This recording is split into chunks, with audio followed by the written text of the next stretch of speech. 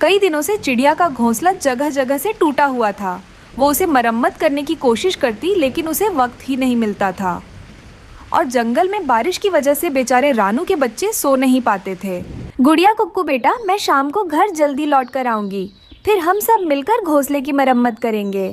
माँ, जब रात को बारिश हो रही थी तो मुझे बहुत ज़्यादा ठंड लग रही थी। बच्चों, जो भी हो, आज मैं घोंसले की मरम्मत करके ही रहूंगी। ऐसा कहकर मम्मा चिड़िया घर से बाहर निकलती है। वो सारा दिन फिरती है। फिर कुछ देर बाद मम्मा चिड़िया को दाने मिल जाते हैं। चिड़िया बहन, क्या आज तुम सूखा दाना ही ले जा रही हो? अभी तो बहुत समय है, हम और थोड़ा आगे जाते हैं, शायद कोई मीठा फल मिल जाए। नहीं गोरी बहन, मेरा घोंसला जगह जगह से टूटा हुआ है। आज शाम को मुझे अपने घोंसले की मरम्मत करनी है।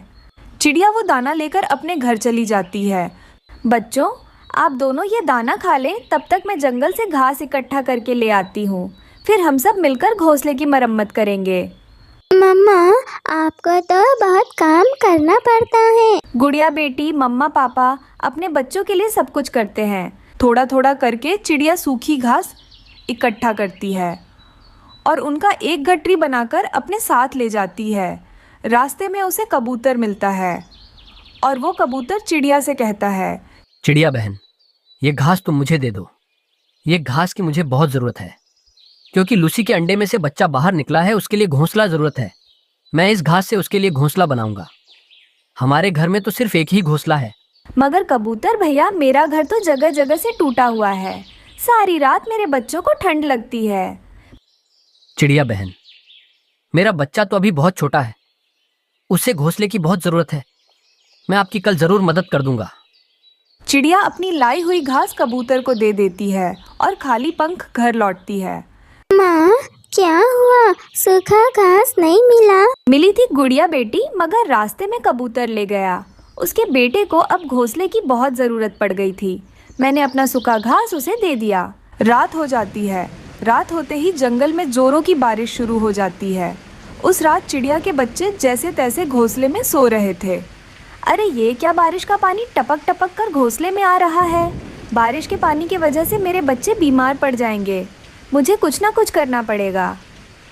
ऐसा कहकर मम्मा चिड़िया रात भर अपने पंखों से बच्चों के ऊपर बारिश का पानी गिरने नहीं देती। ऐसे ही सुबह हो जाती है। रात भर चिड़िया बारिश में भीगने के वजह से सुबह बीमार पड़ जाती है। मम्मा, आप ठीक तो है ना? बेटी, मुझे बहुत तेज़ बुखार है। आप घर के बाहर बैठ जाओ। किसी आते जाते पक्षी को मदद मांग लेना, वो मुझे जड़ी बूटियां लाकर दे देंगे। फिर दोनों बच्चे घर के बाहर बैठ जाते हैं। तभी वहाँ पर कबूतर आ जाता है। कबूतर, कबूतर अंकल, हमारी मदद करें। मेरी मम्मा को बुखार है। गुड़िया बेटी, मैं आपकी तरफ ही आ रहा था। फिर कबूतर बच्चों के साथ घर के अंदर जाता है। चिड़िया बहन, कल आप मुझे सूखा घास नहीं देती तो मेरा छोटा सा बेटा बीमार पड़ जाता। कबूतर भैया, अच्छा हुआ आज आप आ गए। मुझे तेज़ बुखार है। मेरे बच्चों को उड़ना नहीं आता। आप जंगल जाकर मेरे लिए कुछ बुखार कम करने वाली जड़ी बूटियां ले आए। चिड़िया बहन, आप चिंता मत करना। मुसीबत में दोस्त ही एक दूसरे के काम आते हैं। ऐसा कहकर कबूतर वहाँ से चला जाता है। लूसी चिड़िया को तेज बुखार है। आप उसके लिए जंगल से जड़ी बूटियां ले आए और मैं उसके लिए सूखा घास ले आऊंगा। सूखा घास? मगर वह क्यों पति जी? हमारे घर में तो घोंसले पड़े हैं। कल नया घोंसला बनाने के लिए मैंने चिड़िया से सूखा घास लिया था। आज मुझे चिड़िया का घोंसला मरम्मत करनी है। फिर लूसी कबूतरी चिड़िया के लिए जड़ी बूटियां लेने के लिए जंगल चली जाती है और उसका पति कबूतर सूखी घास लेने जंगल चला जाता है। चिड़िया बहन, आप इन जड़ी बूटियां को खा लेना। मैं अपने पति कबूतर को देखती हूँ। मगर लूसी बहन, कबूतर भैया कहाँ है? वो आपके घोंसले को मरम्मत करने के लिए सूखा घास लेने जंगल गए हुए हैं। कबूतर भी सूखी घास लेकर आ जाता है। फिर कबूतर और उसके पत्नी मिलकर चिड़िया का घोंसला मरम्मत करते हैं। चिड़िया बहन, आप चिंता मत करना। आज रात भोजन के लिए मेरे तरफ से यह फल ले लें। जिसे आप जैसे अच्छे दोस्त और पड़ोसी हो, उसे काहे की चिंता। चिड़िया बहन कर भला तो हो भला। यह सब रानू के दोनों बच्चे सुन रहे थे और वह सीख रहे थे कि मुसीबत में दूसरों की मदद कैसे करते हैं। इस तरह चिड़िया और उसका दोस्त कबूतर आपस में एक दूसरे की मदद करते हुए आराम से रहने लगते हैं। जंगल में बारिश का मौसम शुरू हो गया था और इस जंगल में रहने वाली रानू चिड़िया ने अभी अभी एक अंडा दिया था। वो अपने अंडे को बड़े ही प्यार से निहार रही थी। मेरे प्यारे बच्चे, मैं तुम्हारा बहुत अच्छे से ध्यान रखूंगी, बस तुम्हारा अंडे से बाहर आने का इंतज़ार कर रही हूँ। तभी अचानक से बारिश का पानी रानू चिड़िया के घोंसले में आने लगता है। उसका एक अंडा पानी में डूब रहा था। अरे ये क्या, बारिश का पानी तो घोंसले में आ रहा है। लगता है मुझे अपना अंडा लेकर घोंसले से बाहर जाना होगा, वरना मेरा अंडा पानी में ही डूब जाएगा। फिर रानू चिड़िया अपना अंडा लेकर घोंसला से बाहर आ जाती है और एक पेड़ पर बैठ जाती है। हे ऊपर वाले, तेरा लाख लाख शुक्र है। अच्छा हुआ मैं समय रहते ही बाहर आ गई, लेकिन अब मैं कहाँ जाऊँगी? ये बारिश तो रुकने का नाम ही नहीं ले रही है। मुझे कैसे भी करके मेरे अंडे को सुरक्षित जगह पर ले जाना होगा। फिर रानू चिड़िया अपने अंडे को एक जगह रखने के लिए सुरक्षित जगह तलाश करने लगती है, लेकिन उसे कोई भी सुरक्षित जगह नहीं मिलती। मुझे तो कोई भी सुरक्षित जगह नहीं मिल रही है। मेरा अंडा बारिश में भीग रहा है। लगता है किसी पक्षी से मदद मांगनी होगी। ऐसा सोचकर रानू चिड़िया बाकी पक्षियों से मदद मांगने के लिए चली जाती है। वो पहले गौरी कवि के घर जाती है और उसका घर का दरवाज़ा खटखटाने लगती है। गौरी बहन, मेरी मदद करें, मुझे अपने घर के अंदर ले ले। बारिश बहुत हो रही है। बारिश की वजह से मेरा अंडा बारिश में भीग रहा है।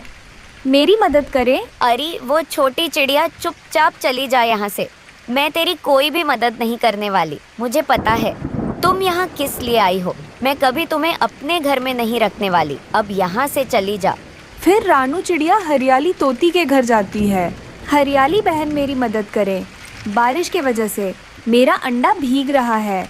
मुझे अपने घर में आने दे। रानू बहन, मेरे घर में मेरे लिए, मेरे बेटे के लिए जगह नहीं है। अब मैं तुम्हें और तुम्हारे अंडे को कहाँ से रखूँगी? ना बाबा, ना जाओ तुम अब यहाँ से। ऐसे ही हरियाली तोती रानू चिड़िया की कोई मदद नहीं करती है। चिड़िया निराश होकर अपना अंडा उठाकर वहाँ से चली जाती है। फिर चिड़िया उड़ते उड़ते इंसानों के बस्ती की ओर जाती है और वो किसान की पत्नी के घर जाकर उसके बड़े से पेड़ के नीचे जाकर बैठ जाती है। अपने घर के सामने चिड़िया की चू चू की आवाज़ सुनकर किसान की बेटी भागती हुई उसके पास आती है। क्या बात है चिड़िया रानी, तुम यहाँ पेड़ के नीचे बैठकर क्यों रो रही हो? दोस्त, बारिश की वजह से मेरा घर डूब गया है। मेरे जंगल में मेरे पक्षी दोस्त कोई भी मदद नहीं कर रहे हैं। मुझे डर लग रहा है कि बारिश की वजह से मेरा अंडा कहीं खराब ना हो जाए। चिड़िया रानी, तुम चिंता मत करो, मैं अभी तुम्हारे बारे में अपनी माँ को बताती हूँ। मेरी माँ तुम्हारी मदद ज़रूर करेगी। फिर वो नन्ही सी बच्ची अपनी माँ के पास जाती है और चिड़िया के बारे में सारी बात बताती है। उसे चिड़िया को हमारे घर के अंदर आने दो। हमारा घर बहुत बड़ा है। वो किसी कोने में अपना घोंसला बनाकर रह सकती है। फिर वो नन्ही सी बच्ची चिड़िया को अपने घर में जगह देती है और सूखा घास देती है, जिससे चिड़िया अपने लिए नरम घोंसला बना लेती है। अब उसके अंडे सुरक्षित थे। नन्ही सी बच्ची, तुम्हारा बहुत बहुत धन्यवाद। चिड़िया रानी, तुम धन्यवाद मत बोलना। मुझे पक्षियों को मदद करना बहुत अच्छा लगता है। बारिश रुक जाने बाद तुम हमारे घर के सामने वाले पेड़ पर अपने लिए बड़ा सा घोंसला बना सकती हो। तुम्हारे लिए और तुम्हारे बच्चों के लिए अपने घर के पास मैं हर दिन दाना रख दिया करूँगी। ऐसे ही कुछ दिन बीत जाते हैं। बारिश भी रुक जाती है। जैसे बच्ची ने कहा था, रानू बड़े से पेड़ पर अपने लिए बड़ा सा घोंसला बना लेती है। ऐसे ही एक दिन गौरी कव्वी इंसानों के बस्ती की ओर आती है और चिड़िया को पेड़ पर घोंसला बनाकर रहते हुए देख लेती है। अरे यह क्या, यह छोटी सी चिड़िया तो इंसानों की बस्ती में मजे कर रही है। मुझे कैसे भी करके इस चिड़िया को यहाँ से हटाना होगा। फिर मुझे वहाँ पर घोंसला बनाना होगा और मैं मजे मजे से इंसानों का भोजन खाया करूँगी। ऐसा सोचकर गौरी कव्वी तुरंत रानू के पास आती है और उससे कहती है, चिड़िया चिड़िया, तुम यहाँ क्यों रह रही हो? तुम्हारे लिए, तुम्हारे अंडे के लिए यह जगह बिल्कुल सुरक्षित नहीं है। वो तुम्हें तुम्हारे अंडे को मार देंगे। तुम तुरंत यहाँ से भाग जाओ। गौरी, मुझे सब पता है। तुमने तो अपने घर में मुझे जगह नहीं दिया था, फिर मेरे बारे में इतनी चिंता तुम क्यों कर रही हो? अब तुम जाओ यहाँ से, वरना मैं किसान की पत्नी को बोलकर अच्छे से पिटाई करवाऊंगी। इंसानों का नाम सुनकर गोरी कौवी डर जाती है और वहाँ से भाग जाती है। ऐसे ही कुछ दिनों बाद चिड़िया के अंडे में से एक प्यारी सी बेटी चिड़िया बाहर निकलती है। चिड़िया उसका नाम प्यार से गुड़िया रखती है। उसे दिन के बाद से चिड़िया इंसानों के बस्ती में घोंसला बनाकर खुशी खुशी से रहने लगती है।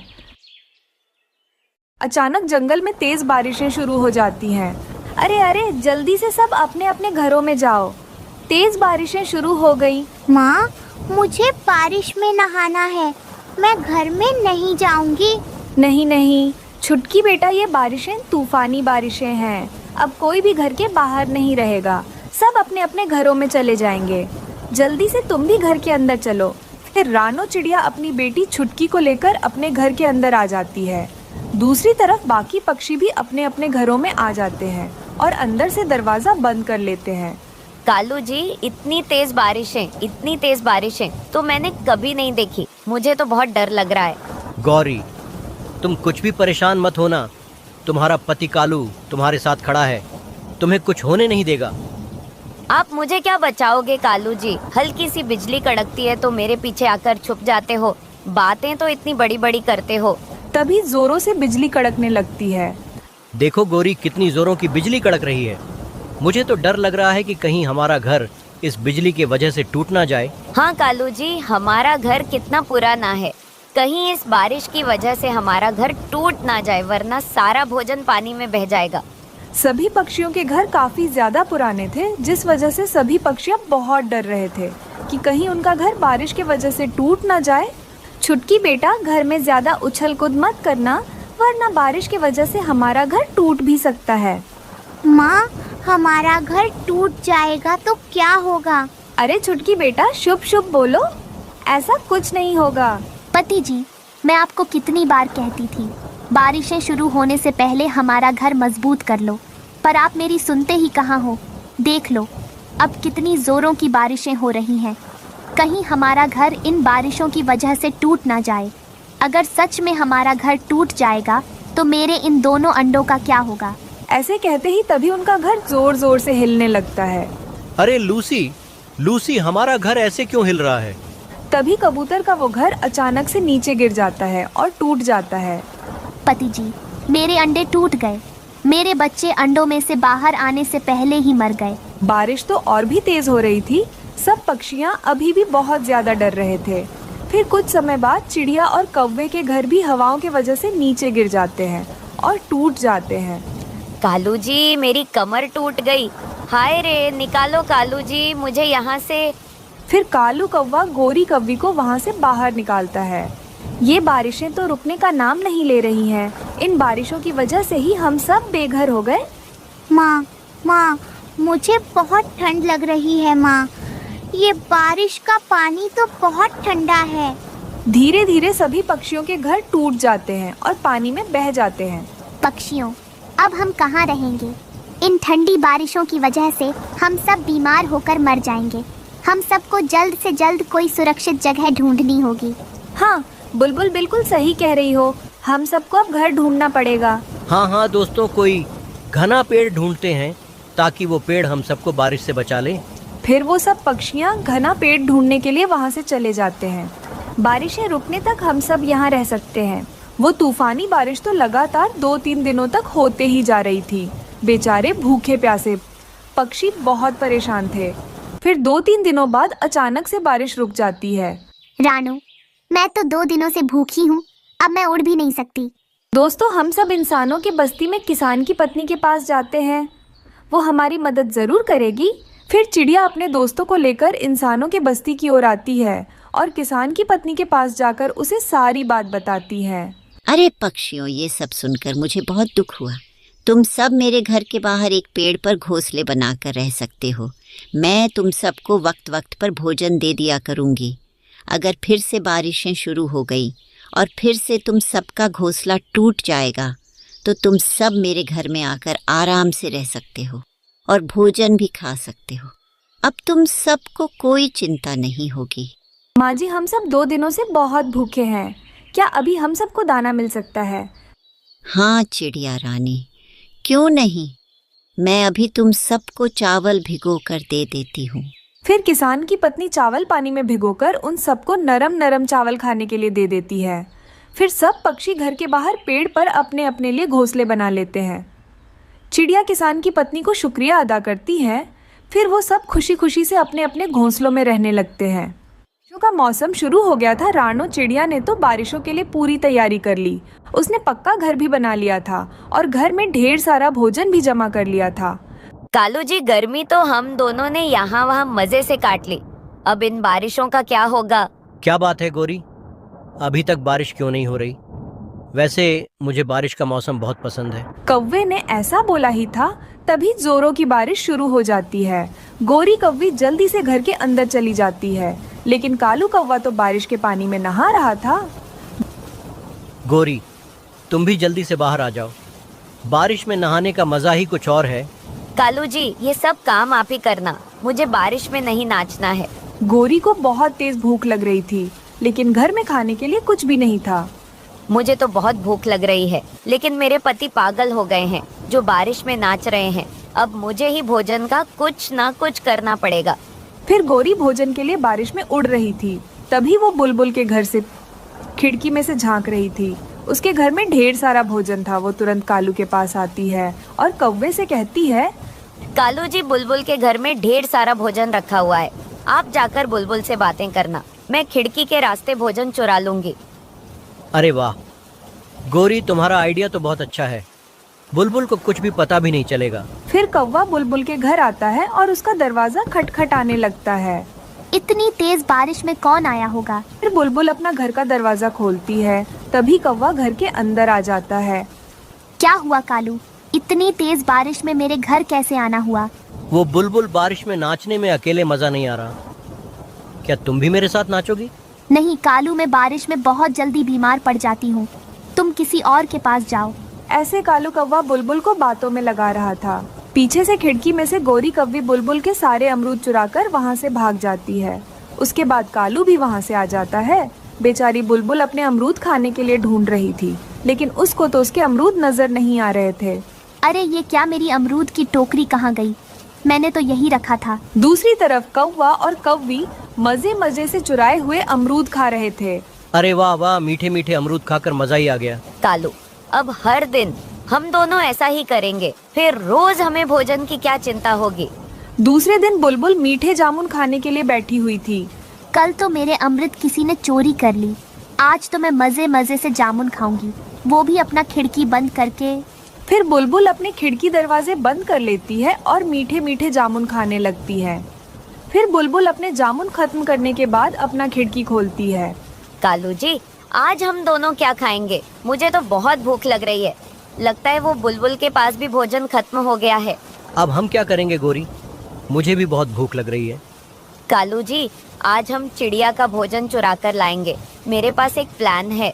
फिर गोरी कौवी कालू को अपना सारा प्लान बताती है। कालू चिड़िया के घर जाता है। क्या हुआ कालू भैया, आप इतनी जल्दी में क्यों हो? किसान की पत्नी भर भर के दाना बांट रही है, तुम भी जाकर ले लो। मैंने भी बहुत जमा कर ली, सोचा तुमको भी बता दूं। कालू भैया, मेरे पास तो पहले से ही भोजन जमा है, इसीलिए आप ही लाए। अरे चिड़िया माना कि तुम्हारे पास ढेर सारा भोजन जमा है, आगे के दिनों के लिए क्या करोगी? अगर ये बारिश नहीं रुकेगी तो जाओ, जाकर भोजन लेकर आओ। फिर रानो चिड़िया को कालू की बात ठीक लगती है। वो उसके साथ भोजन लेने के लिए चली जाती है। पीछे से गोरी कौवी चिड़िया के घर आती है। गुड़िया, तुम्हें तुम्हारी माँ ने बुलाया है, दाने का वजन बहुत ज्यादा हो गया है, इसलिए तुम भी अपनी माँ के पास जाओ और उनकी मदद करो। ये सुनकर गुड़िया इंसानों के बस्ती की तरफ चली जाती है। फिर गोरी कौवी जल्दी से चिड़िया के घर आती है और सारा भोजन चुराकर वहाँ से भाग जाती है। कालू भैया, आप मुझे यहाँ क्यों लेकर आए हो? यहाँ तो कोई नहीं कहा है किसान की पत्नी। वो किसान की पत्नी चली गई होगी, वो क्या है ना, बारिश हो रही है ना शायद, इसलिए चलो हम घर वापस चलते हैं। वो दोनों घर वापस आ ही रहे थे, तभी धीरे धीरे उड़ती हुई गुड़िया नजर आती है। अरे गुड़िया बेटी, इतनी बारिश में तू यहाँ क्यों आई है? फिर गुड़िया अपनी माँ को सारी बात बताती है कि गोरी ने कैसे उसे यहाँ भेजा है। गुड़िया के ऐसे कहते ही कालू कौवा समझ जाता है और वहाँ से भाग जाता है। घर जाकर दोनों पति पत्नी बहुत खुश हो रहे थे। अरे मुझे तो पता ही नहीं कि वह छोटी चिड़िया ने अपने घर में इतना ज्यादा भोजन जमा कर रखा है। हाँ कालू जी, अब तो हमारे मजे ही मजे हैं। बारिश के मौसम में हम दोनों आराम से बैठकर भोजन खाया करेंगे। गुड़िया, मुझे अब समझ में आया कि गोरी और कालू ने हमसे झूठ बोला। उन्होंने हमारे घर का सारा भोजन चुरा लिया। माँ, अब हम दोनों क्या खाएंगे? गुड़िया बेटी, मैं उनके पास जाती हूँ और अपना भोजन वापस मांग कर ले आती हूँ। फिर रानू उनके पास जाती है और अपना भोजन वापस मांगने लगती है। कौवो, मेरा भोजन मुझे वापस कर दो। मैंने कितनी मेहनत से भोजन जमा करके रखा था। चिड़िया, मैं तो तुम्हारे साथ ही था और गोरी घर में थी। कोई और चुरा कर ले गया होगा। हम पर चोरी का इल्जाम मत लगाओ। रानो चिड़िया सब समझ जाती है और वहाँ से वापस आ जाती है। मेरी बेटी भूखी ही सो जाएगी अगर मैं उसके लिए दाना नहीं लाई। एक काम करती हूँ, मैं किसान की पत्नी के पास जाती हूँ और वहाँ से एक अमरूद तोड़कर ले आती हूँ। चिड़िया वहाँ जाती ही उस पेड़ पर एक भी अमरूद नहीं था। किसान की पत्नी चिड़िया को देख रही थी और वो जल्दी से उसके पास आती है। क्या बात है चिड़िया, तुम इतनी तेज बारिश में यहाँ क्यों आई हो? फिर चिड़िया सारी बात किसान की पत्नी को बताती है। अरे चिड़िया रानी, तुम परेशान मत हो। ये बारिश का मौसम है, भोजन मिलना बहुत मुश्किल है। जब तक बारिशें रुक नहीं जाएगी, तुम रोज मेरे पास आकर भोजन ले जाया करना। मैं हर दिन तुम्हें भोजन दे दूंगी। माँ जी, आपका बहुत बहुत धन्यवाद मेरी मदद करने के लिए। फिर किसान की पत्नी कुछ चावल चिड़िया को दे देती है। चिड़िया खुशी खुशी से उन चावलों को अपने घर ले आती है। ऐसे ही दिन गुजरने लगते हैं। अब हर दिन चिड़िया किसान की पत्नी से ही भोजन ले आती थी। एक दिन ये बात कौवों को भी पता चल जाती है। वो दोनों जल्दी से किसान की पत्नी के पास जाते हैं भोजन लेने के लिए। अरे ये तो वही कौवे हैं जो छोटी चिड़िया को सताते हैं। आज तो मैं इन दोनों को सबक सिखाकर ही रहूंगी। फिर उन दोनों की खूब पिटाई करने लगती है। मान जी, आप हमें क्यों मार रही हो? हम दोनों ने आपका क्या बिगाड़ा? बेशर्म, तुम दोनों हमेशा बेचारी उस छोटी चिड़िया को सताते रहते हो। बेचारी ने कितनी मुश्किल से बारिशों के लिए भोजन जमा करके रखा था, लेकिन तुम दोनों कौवों ने इतनी आसानी से उसका भोजन चुरा लिया। अब मैं तुम दोनों को उसकी सजा देती हूँ। ऐसा कहकर किसान की पत्नी उन दोनों की ओर पिटाई लगाती है और बिना भोजन दिए ही वहाँ से भगा देती है। ऐसे उन दोनों को चोरी करने की सजा मिलती है। फिर वो दोनों रोते रोते ही वापस अपने जंगल लौट जाते हैं।